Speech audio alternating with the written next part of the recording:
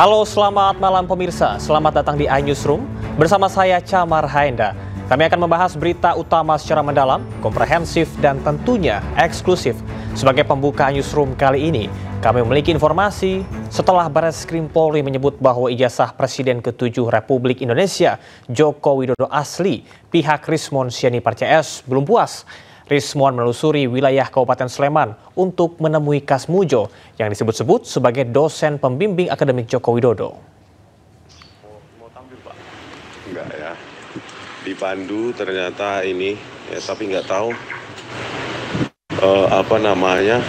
diterima nggak kita ya. Setelah Barreskrim Polri menyebut bahwa ijazah Presiden ke-7 Republik Indonesia Joko Widodo asli, pihak Rismon Sianipar CS belum puas. Rismon Sianipar nekat mendatangi rumah Kasmujo di Pogung Kidul, Kabupaten Sleman, Yogyakarta, meski hal tersebut melanggar aturan. Bahkan Rismon merekam aktivitas perjalanannya dan mengunggahnya di YouTube channel miliknya. Kenalkan Pak, saya Rismon Sianipar, Pak.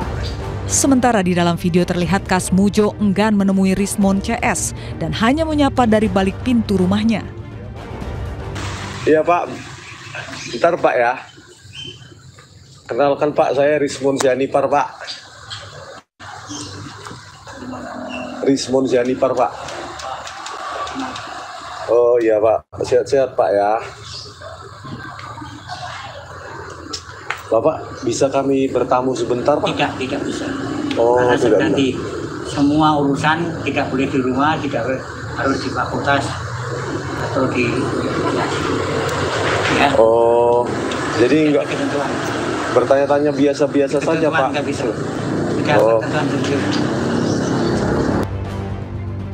Di dalam video, Kasmujo menyebut bahwa dirinya bukanlah dosen pembimbing skripsi dan akademik Joko Widodo.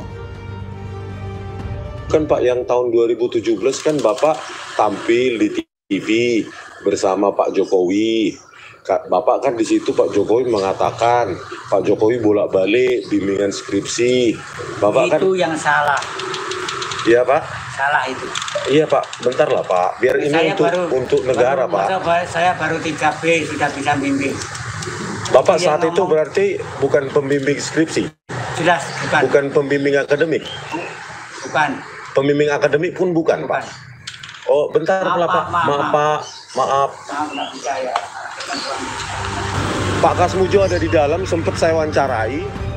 Tim Liputan iNews melaporkan. Setelah Barreskrim Polri menyebut bahwa ijazah Presiden ke-7 Republik Indonesia Joko Widodo asli, pihak Rismon Sianipar pun belum puas. Rismon menelusuri wilayah Kabupaten Sleman untuk menemui Kasmujo yang disebut-sebut sebagai dosen pembimbing akademik dari Joko Widodo. Kita akan ke informasi selanjutnya. Pemirsa, kuasa hukum Presiden ke-7 Republik Indonesia Joko Widodo mendesak Polda Metro Jaya segera menaikkan status kasus tudingan ijazah palsu milik Jokowi ke tahap penyidikan. Kuasa hukum juga meminta semua pihak menghentikan fitnah dan pencemaran nama baik kepada kliennya. Sesuatu yang kami yakini semakin terbukti kebenarannya. Ya. Seperti kita saksikan bersama, semua upaya hukum, proses hukum sudah dijalankan, diterangkan oleh rekan Yakub, nyatanya tetap ditolak. Bahkan terakhir-terakhir ini semakin terlihat bahwa kegiatan mereka ini bukan lagi bersifat mencari kebenaran atau kegiatan akademis, karena banyak statement yang sangat terlihat bahwa ini sudah berbau politis. Di antaranya sebagai seorang peneliti melemparkan kalimat-kalimat ingin mengasingkan Pak Jokowi, ingin menusuk-kambangkan Pak Jokowi agar tidak bisa berinteraksi dengan pejabat-pejabat lainnya. Itu videonya semua kami pegang. Ada lagi mengklaim diri sebagai peneliti, lalu mulai mempersoalkan di luar topik sosial media Pak Wapres, sampai ingin ikut bergabung memaksulkan. Sehingga apa yang kami duga-duga nyawa akhirnya terbukti. Selain ingin bertemu langsung dengan Kasmujo, ahli digital forensik Rismon Sianipar mengatakan rakyat perlu tahu untuk mengetahui mengenai riwayat pendidikan Presiden ke-7 Joko Widodo. Sementara pengacara Jokowi mengatakan pihaknya telah menyerahkan cukup bukti terkait dengan riwayat pendidikan Jokowi ke penyidik Barreskrim Polri. Tetapi perlu kita ingat bahwa Pak Joko Widodo itu adalah presiden kita 10 tahun. rakyat seharusnya punya hak untuk mengetahui identitas lengkapnya terkait dengan proses akademik dari presiden yang telah mereka pilih. Tidak ada penjelasan sama sekali proses akademik Pak Joko Widodo mulai dari sarjana muda sampai menjadi sarjana penuh. Karena kita punya banyak informasi bahwa ketika Anda mendaftar sarjana muda untuk mencapai sarjana di tahun 1978 sampai 1980 di UGM, ia harus memiliki juga sarjana dengan bergelar BSc, sarjana muda. Baru selanjutnya ada saringan IPK. Jika IPK-nya tidak rendah, maka dia bisa melanjutkan ke gelar sarjana penuh. Ini juga tidak dijelaskan juga kepada publik, baik oleh Pak Joko Widodo maupun UGM. Jadi, ya rakyat berhak tahu tentang siapa presidennya, siapa mantan presidennya, karena mereka telah memilih. Dan Pak Jokowi pada tahun 2014 dan 2019 itu kan meminta rakyat untuk memilihnya. Sekarang harusnya, ya itu semacam hutang budi dong, harusnya, untuk menjelaskan itu kepada publik. Kami melihat bahwa sebenarnya dari alat bukti yang kami sajikan, ya, yang kami serahkan kepada penyidik, sebenarnya sudah cukup terang benderang, ya. Namun demikian sepertinya penyidik masih bersikap hati-hati untuk juga terus melengkapi. Kami hargai itu, namun tapi bagaimanapun juga perlu ada waktu, ya, bagaimana ini bisa diselesaikan secara tuntas, ya. Terlebih dengan semakin gaduhnya di media, karena saya pikir perkara ini akan lebih baik disidangkan dalam forum yang jelas, ya, dibanding di media ini hanya sekedar isu-isu yang melebar ke sana sini tanpa ada kepastian juga, gitu ya. Termasuk bagi teman-teman yang sedang mencari juga data-data tambahan, ya semuanya sajikan saja di persidangan, ya, di sebuah forum yang fair, terbuka, ya, bisa disaksikan media dan ada kepastian. Karena yang penting itu hukum itu akan memberi kepastian, ya, bukan kepuasan, ya. Karena kalau untuk memuaskan, wah repot sekali. Semua merasa ingin dipuaskan juga repot. Jadi sisi ini ada dua sisi, ya. Pihak kami yang melaporkan juga pihak yang berpotensi menjadi terlapor. Baik. Jadi menurut kami adalah proses hukum yang akan menjawab ini semua. Kita beralih ke informasi lainnya. Pemirsa, Kementerian Dalam Negeri akan mengkaji ulang penetapan masuknya 4 pulau ke wilayah Sumatera Utara. Kajian ulang ini akan digelar pada Selasa 17 Juni mendatang.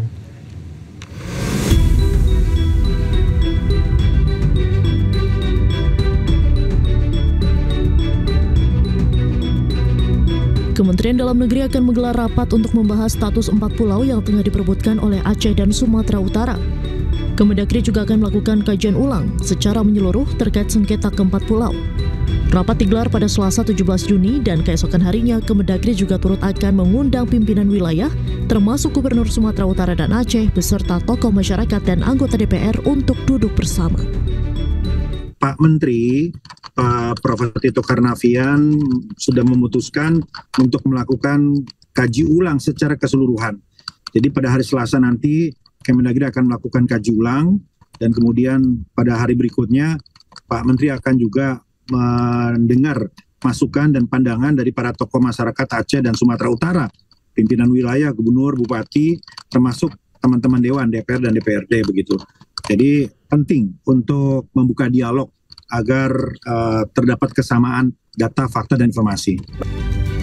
4 pulau yang menjadi rebutan antar Provinsi Aceh dengan Sumatera Utara diantaranya Pulau Panjang, Pulau Lipan, Pulau Mangkir Besar, dan Pulau Mangkir Kecil. Sebelumnya pada 25 April 2025, melalui keputusan Menteri Dalam Negeri, 4 pulau yang menjadi rebutan dinyatakan masuk dalam wilayah Kabupaten Tapanuli Tengah, Provinsi Sumatera Utara. Tim Liputan iNews melaporkan. Presiden Prabowo Subianto akan mengambil alih penyelesaian sengketa kepemilikan pulau antara Provinsi Aceh dengan Sumatera Utara. Keputusan final Presiden akan diumumkan pekan depan.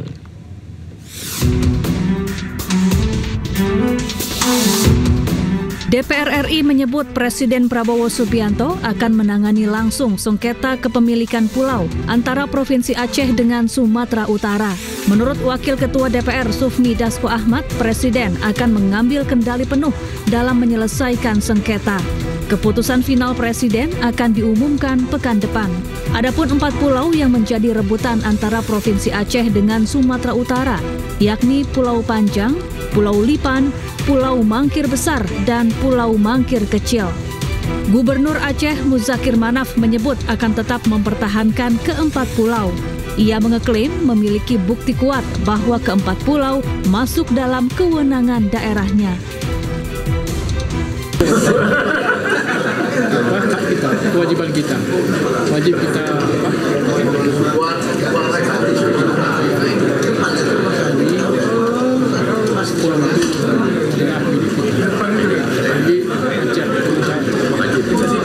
Kisruh bermula usai Kementerian Dalam Negeri memutuskan 4 pulau dinyatakan masuk wilayah Kabupaten Tapanuli Tengah, Provinsi Sumatera Utara.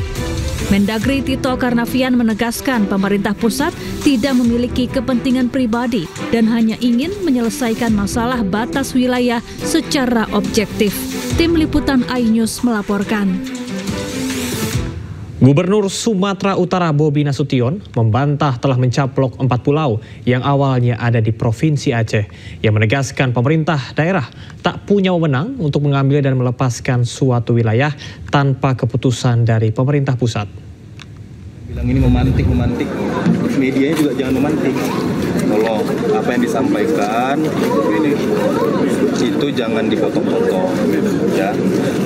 Pemerintah daerah itu nggak ada wewenang sama sekali, untuk mengambil atau melepaskan wilayah di daerah kami. Nggak mungkin misalnya contoh tiba-tiba kami mau melepaskan satu wilayah kami, nggak bisa, nggak akan bisa tanpa ada izin dari pemerintah atasan, pemerintah pusat. Dan pelepasan ataupun pengambilan itu nggak bisa seolah-olah hanya dari satu sisi, ada dari dua sisi. Nah itu yang kalau kalian bilang ini jadi pemantik dan segala macam, kalian jelaskan juga di media skemanya itu, skema biar bisa dapat, katanya Provinsi Sumatera Utara nyuri. Gimana skema nyurinya? Coba jelaskan di media kalian. Gimana skema nyurinya? Nah, itu yang perlu dijelaskan. Kalau kalian nggak bilang ini akan memantik, Kemendagri akan memantik, gimana cara memantiknya? Nah, kalian coba jabarkan. Gimana proses itu bisa dari tahun 2017,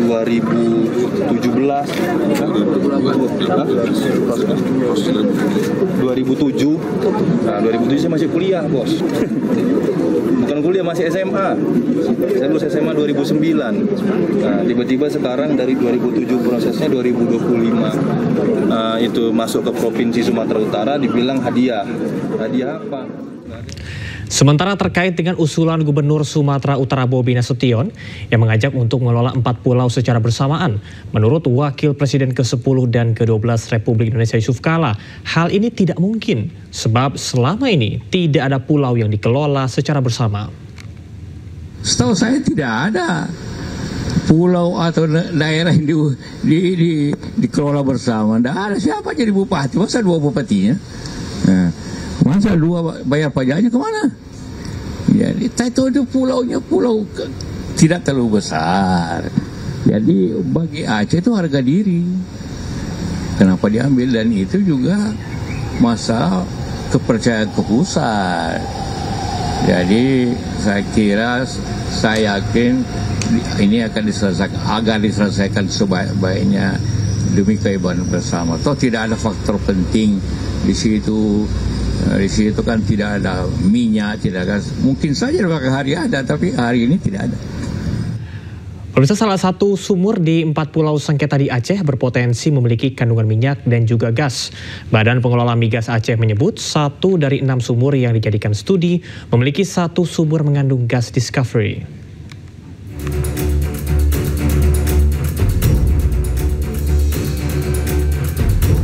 Secara umum, keempat pulau yang dicaplok Sumatera Utara di Kabupaten Singkil berdekatan dengan wilayah kerja OSWA Kabupaten Tapanuli Tengah. 4 pulau ini berada di wilayah kerja offshore West Aceh atau OSWA.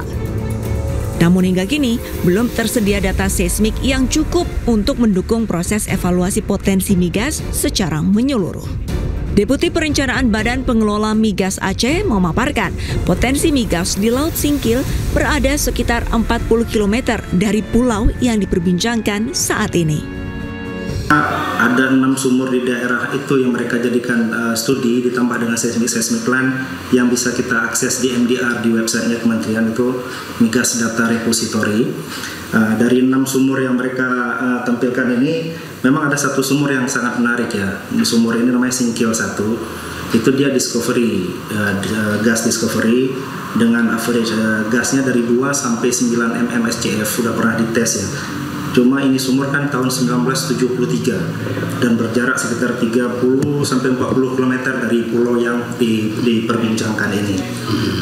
Memang di pulau ini sendiri kita nggak punya data sumur. Data sumur dan data seismik tidak ada di pulau tersebut.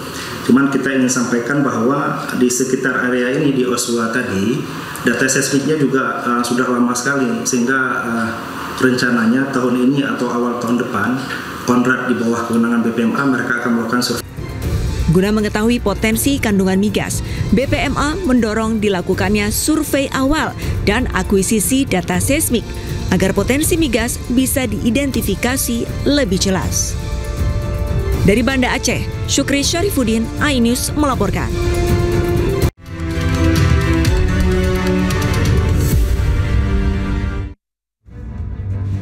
Terima kasih, masih di iNewsroom bersama saya Camar Haenda. Arena judi sabung ayam di Desa Songan, Bangli, Bali berubah menjadi perkelahian. Akibatnya 1 orang tewas dengan luka tusuk dan 2 lainnya mengalami luka sabetan senjata tajam termasuk pelaku.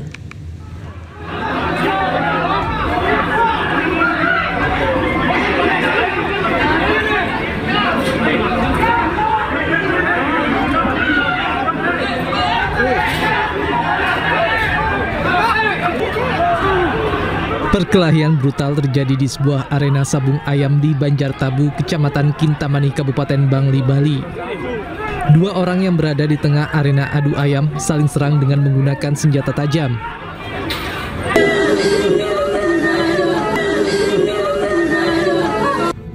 Akibat kejadian ini, Komang Alam Sutawan 37 tahun tewas dengan luka tusuk di dada. 2 orang lainnya mengalami luka, termasuk terduga pelaku mengalami luka serius di bagian perut sehingga dirawat intensif di RSUP Profesor Ngurah Denpasar. Dari hasil pemeriksaan sementara, motif perkelahian diduga karena kesalahpahaman antara pelaku dengan korban. Saat kejadian, pelaku diketahui usai mengonsumsi minuman keras. Pelaku merupakan residivis kasus pembunuhan tahun 2016 silam dan divonis 20 tahun penjara. Pelaku yang sempat mendekam di Nusa Kambangan baru bebas beberapa bulan lalu. 1 meninggal dunia atas nama Komang Alam, sedangkan terduga pelaku Jero Mangkuluas. Itu bermotifkan kesalahpahaman. Ya, di samping itu terkait dengan dipengaruhi minuman. Polisi tengah memeriksa belasan saksi dan sudah melakukan olah TKP untuk mengungkap motif dan kronologis kasus. Gubernur Jawa Barat Deddy Mulyadi mengecam aksi Casmari, Kepala Desa Karangsari, Kecamatan Weru, Kabupaten Cirebon, bagi-bagi uang atau nyawer di klub malam. Selain mempertanyakan sumber uang yang digunakan, Deddy Mulyadi juga meminta Inspektorat segera memeriksa Casmari.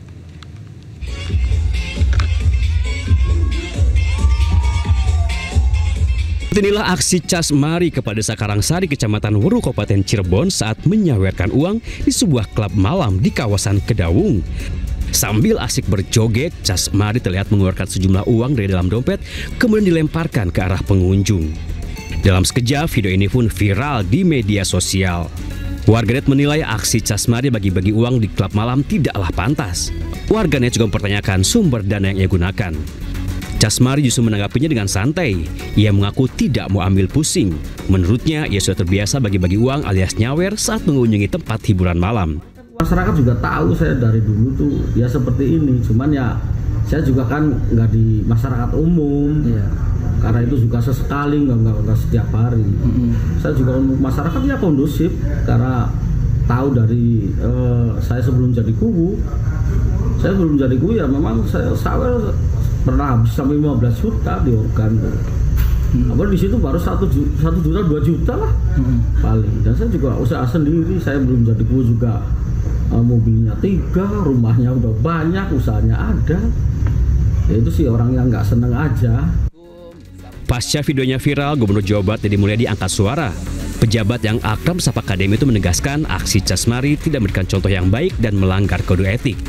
Menurut KDM, sebagai kepala desa, Casmari seharusnya menjaga etika dan perilaku. KDM juga meminta inspektorat untuk segera memeriksa Casmari untuk menyelidiki sumber dana yang digunakan. Ada kuwu di Cirebon nyawer di diskotik katanya. Kalau diskotik di sisi kota Saeutik mungkin ya menimbulkan kehebohan, dan menurut saya sih memang sebaiknya tidak dilakukan. Dan saya sudah meminta kepada Kepala Inspektorat, Kepala Badan Pemberdayaan Masyarakat Desa Kabupaten Cirebon untuk melakukan pemeriksaan. Yang pertama dari sisi etik, yang kedua dari sisi penggunaan uangnya, uang yang dipakai nyawernya uang apa coba. Dan kalau Inspektorat dan Badan Pemberdayaan Masyarakat Desa tidak melakukan itu, maka kami akan menunda bantuan keuangan gubernur untuk desa di Cirebon. Sementara itu, Dinas Pemberdayaan Masyarakat dan Desa telah memanggil Casmari untuk diminta keterangan. Pemerintah akan menyiapkan sanksi tegas sesuai aturan yang berlaku jika yang bersangkutan mengulangi perbuatan yang sama di kemudian hari. Tim Liputan iNews melaporkan. Pemprov Jawa Barat memiliki tunggakan utang ke BPJS sebesar 300 miliar rupiah. Menurut Gubernur Deddy Mulyadi, utang tersebut merupakan utang kabupaten kota yang belum terbayarkan gubernur sebelumnya.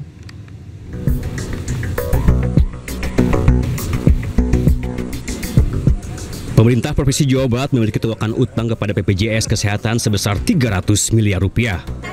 Hal ini diungkap Gubernur Jawa Barat Deddy Mulyadi saat mengunjungi Rumah Sakit Hasan Sadikin Bandung. Orang yang akrab sapa KDM ini menjelaskan utang 300 miliar ini merupakan utang BPJS Kabupaten Kota yang belum terbayarkan pada kepemimpinan Gubernur Jawa Barat sebelumnya. Pemprov Jabar ternyata punya tunggakan utang BPJS 300 miliar terhadap kabupaten kota. Nah itu terjadi tahun anggaran sebelum saya pimpin. Makanya tadi saya komplain ke teman-teman Bapeda, Kepala Dinas Kesehatan. Kenapa sih dulu ketika kita punya uang fiskal yang sangat cukup lebih banyak hibah dibanding bayar kewajiban pemerintah BPJS. Kan ini rawan kalau kabupatennya tidak bayar, itu bisa stop pelayanannya. Nah ini yang akan segera saya ambil keputusan. Karena itu kewajiban yang harus dibayar. Deddy Mulyadi juga menjelaskan jika tunggakan BPJS tidak segera dibayarkan, maka akan berpengaruh pada pelayanan BPJS kepada masyarakat. Dari Bandung, Jawa Barat, Ervan David, iNews melapor. Konsep rumah subsidi yang tengah dirancang pemerintah akhirnya dirilis. Rumah bersubsidi ini hadir dengan ukuran 14 meter persegi dan 23,4 meter persegi.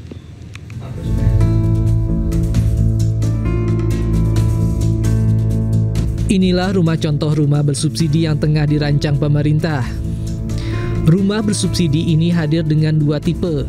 Yang pertama tipe 1 kamar tidur dengan luas bangunan 14 meter persegi dan luas tanah 25 meter persegi.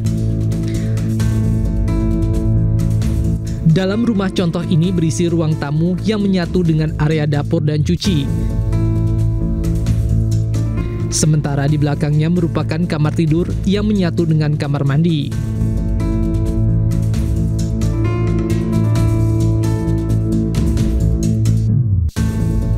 Sementara tipe kedua dengan dua kamar tidur dengan luas bangunan 23,4 meter persegi dan luas tanah 26,3 meter persegi. Tipe kedua ini berisi ruang tamu dan juga kamar tidur dan kamar mandi, sementara satu kamar tidur lain berada di bagian mezzanine. Rumah bersubsidi yang dipamerkan di salah satu pusat perbelanjaan di kawasan Semanggi ini pun menuai sejumlah tanggapan dari para pengunjung. Apa ya, kayak sempit ya. Tuh, ini kita dua aja sudah bisa, apa ya, maunya dikit lagi lah. Atau 1 meteran kan. Kecil lagi. Kayak rumah kos ya nggak apa-apa lah yang namanya 100 juta. Tanggapan saya mungkin ini lebih untuk ke orang-orang introvert ya. Karena nggak bisa terima tetangga nih. Karena iya benar nggak bisa terima tamu. Karena ini Untuk dari segi kebutuhan sih mungkin pasutri baru itu bisa untuk menempati di rumah subsidi yang baru ini ya. Sebenarnya memang bagus ya pemerintah itu melakukan aksi inisiatif untuk membangun rumah subsidi ya bagi yang kurang mampu. Tetapi ketika aku masuk ke dalam kok kayaknya masih ada banyak hal yang perlu dipertimbangkan lagi ya, apalagi dari ukurannya dan juga segi kenyamanannya. Tergolong rumah kayaknya masih belum ya. Maksudnya kalau aku masuk ke situ kok kayak di rumah boneka ya. Maaf ya, tapi itu terlalu mini. Maksudnya kalau punya satu keluarga 2 anak kayaknya nggak mungkin sih. Rencananya, rumah subsidi super mini ini akan dibangun di area Jabodetabek dengan harga mulai 100 juta rupiah tergantung lokasi. Dari Jakarta, Hadisti Arifah, Sadu Santo, dan Yudi Richard, iNews melaporkan.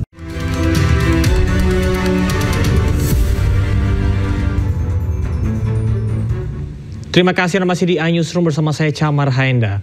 Dampak pencabutan izin tambang di Raja Ampat, masyarakat adat suku Kawe memblokade kawasan wisata dunia Pulau Wayak. Atas aksi protes sejumlah aktivitas wisata lumpuh total.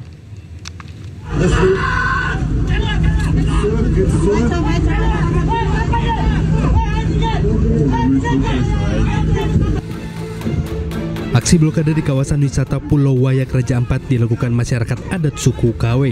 Mereka adalah pemilik hak ulayat yang kecewa atas keputusan pemerintah mencabut izin usaha pertambangan 4 perusahaan nikel, termasuk PT KW Sejahtera Mining. Sebagai bentuk perlawanan, masyarakat tak hanya menghentikan seluruh aktivitas wisata, namun juga melakukan pengusiran terhadap sejumlah kapal yang membawa wisatawan asing. Hingga kini pemalangan masih berlangsung di Pulau Wayak. Kawasan yang dikenal sebagai ikon wisata dunia ini pun lumpuh total dari kunjungan wisatawan.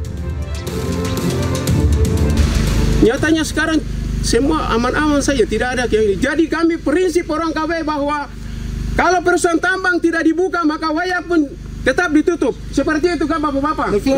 Setuju? Setuju.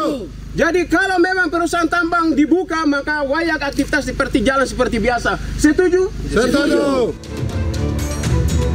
Menanggapi situasi memanas, pemerintah Kabupaten Raja Ampat mengeluarkan larangan sementara bagi wisatawan untuk berkunjung ke kawasan Pulau Wayak, Distrik Waigeo Utara. Jadi saya sudah sampaikan ke Kadis himbauan untuk dalam waktu yang dekat ini jangan dulu, sambil kita coba pendekatan pemerintah daerah, pendekatan dengan masyarakat di sana tentang mereka punya keinginan itu, baru setelah mereka sudah paham, sepakat, baru kita bisa buka lagi. Untuk meredam gejolak, Bupati Raja Ampat akan turun langsung ke lapangan untuk mendatangi masyarakat suku Kawe. Pemerintah mengajak masyarakat untuk tidak menjadikan sektor pariwisata sebagai sasaran protes yang justru bisa merugikan ekonomi lokal.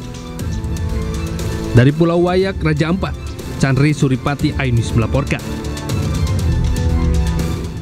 Pengamat ekonomi energi UGM, Fahmi Radi menyebut pertambangan nikel di Raja Ampat jelas akan menimbulkan kerusakan lingkungan yang tidak sebanding dengan manfaat ekonomi yang akan dirasakan oleh masyarakat setempat. Potensi kerugian tambang nikel Raja Ampat bahkan akan melampaui kerugian kasus PT Timah sebesar 271 triliun rupiah. Saya appreciate gitu ya, empat perusahaan tambang itu sudah dicabut izinnya. Ini saya kira cukup berani gitu ya, karena ditenggarai pemilik atau investor di 4 tadi itu orang-orang dalam tanda petik orang besar dan orang kuat, dan Prabowo berani menutup itu. Nah tapi sayang gitu ya, Blogak tadi itu tetap diizinkan gitu ya. Bahlil mengatakan bahwa itu di luar Ekopark, kemudian juga jaraknya 40 km gitu ya.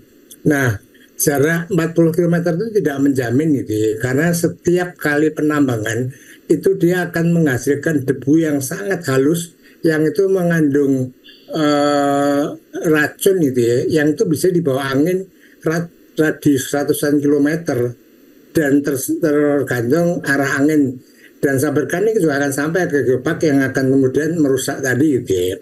Maka saya berharap gitu ya, jadi Prabowo jangan tanggung-tanggung kelimanya tadi harus cabut izinnya, kemudian kembalikan Raja Ampat sebagai destinasi wisata, kemudian nanti bisa dioptimalkan gitu ya. Maka saya yakin di situ akan memberikan manfaat ekonomi yang jauh lebih tinggi dibanding dengan penambangan tadi gitu. Baik, Pak Fahmi, Bapak kan sempat menyampaikan bahwa kerugian yang timbul dari tambang di Raja Ampat ini bahkan melampaui kasus korupsi PT Timah yang merugikan negara sebesar 300 triliun rupiah. Boleh dijelaskan Pak, ini kerugiannya dari apa saja? Ya, jadi memang saya belum menghitung secara detail gitu ya. Saya kira perlu duduk bersama dengan ahli lingkungan. Nah, cuman saya membuat asumsi gitu ya, bahwa data yang sudah ada itu bisa untuk benchmarking gitu ya. Jadi di PT Timah itu kan kerugiannya negara itu sekitar 300 triliun itu ya. 271 diantaranya adalah untuk biaya lingkungan tadi, kerusakan lingkungan yang itu sudah dihitung oleh ahlinya dari ITB kalau tidak salah. Nah, berdasarkan itu maka saya mengasumsikan kerugian di Raja Ampat kalau tetap dilanjutkan pertambangan tadi mestinya itu lebih besar. Kenapa? Karena kalau di Timah itu reklamasi fisik itu bisa dilakukan itu ya, ditanam kembali. Tapi di Raja Ampat ini kan terdapat flora, fauna spesies yang itu langka itu ya, ikan-ikan langka. Kalau itu terkena debu racun dari pertambangan kemudian punah, itu tidak bisa dikembalikan itu ya. Reklamasi tidak bisa mengembalikan itu. Nah, kerugian itu saya kira sangat besar itu ya. Maka saya mengasumsikan bahwa kalau tambang tadi tetap dibiarkan di Raja Ampat, maka kerugiannya akan mencapai di atas 271 triliun tadi. Sementara manfaat yang diperoleh langsung oleh rakyat itu saya kira tidak terlalu besar gitu ya. Usai ramai pemberitaan muda-mudi yang melakukan hal tidak senonoh di Taman Langsat yang beroperasi 24 jam, pengawasan ketat dilakukan. Pihak keamanan berpatroli berkeliling taman setiap malam untuk memastikan hal serupa tidak terulang. Pengawasan dilakukan dengan cara menambah lampu untuk penerangan di kawasan taman. Selain itu, petugas juga memasang spanduk dan kamera pemantau di setiap sudut taman. Petugas juga akan melakukan patroli setiap malam untuk memantau pengunjung dan mencegah pelanggaran.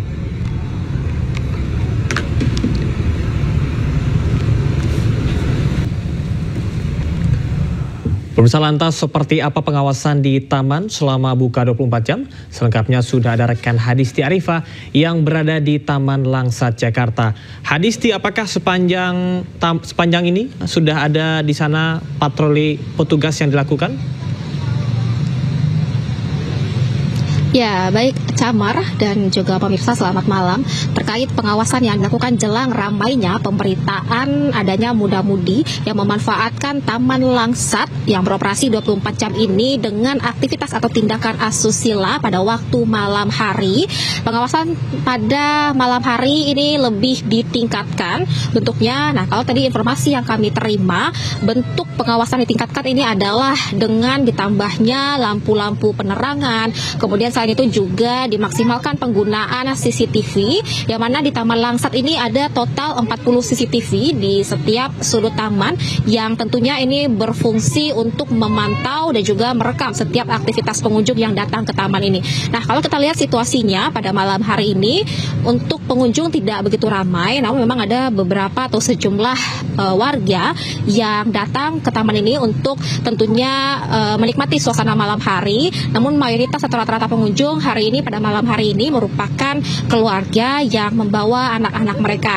Meski begitu, kami juga masih tetap melihat adanya beberapa pasangan muda-mudi yang juga menikmati suasana malam di taman pada malam hari ini.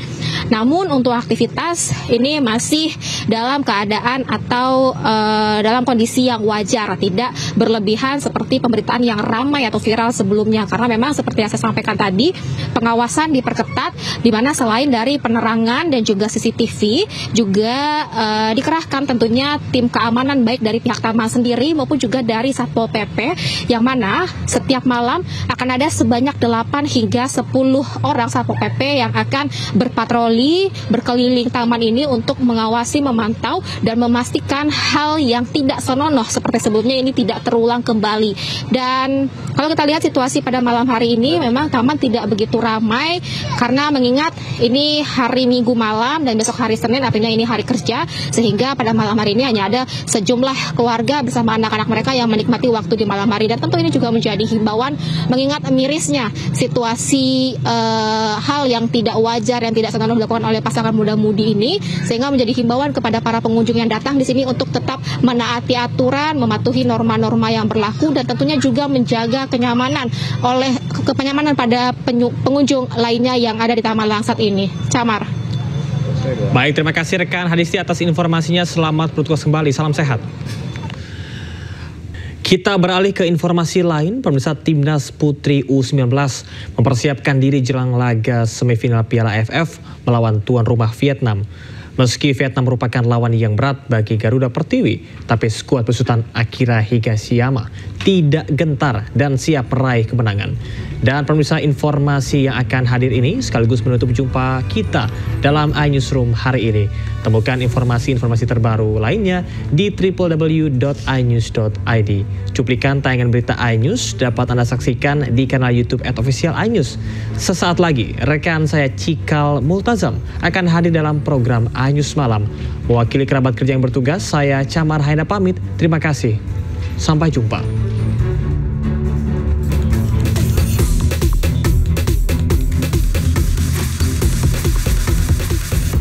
Tim Putri Indonesia U19 mempersiapkan diri menjelang laga semifinal Piala AFF melawan tuan rumah Vietnam.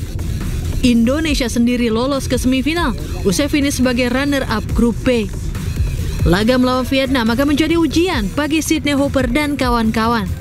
Mengingat Vietnam tampil impresif dengan menyapu bersih semua laga di grup A. Selain itu, faktor teknis lainnya juga menjadi kendala bagi Timnas Putri U19 untuk bisa tampil maksimal. Vietnam is one of the biggest and strong team in Asia, but so we have to show our best tomorrow, and then we ready to fight against Vietnam. I would say if we play football with a great field, we will show our best. So we have a very good player, and now we improve a lot as a team. So again, if we can play football with a great field, we will win. Thank you. Tantangan berat lainnya yang dihadapi Indonesia adalah Vietnam, tim langganan final Piala AFF Wanita U19 3 edisi beruntun meski berakhir sebagai runner-up. Catatan ini tentunya akan menjadi modal penting bagi Timnas Putri U19 agar bisa meraih kemenangan dalam laga semifinal yang digelar Senin sore waktu setempat.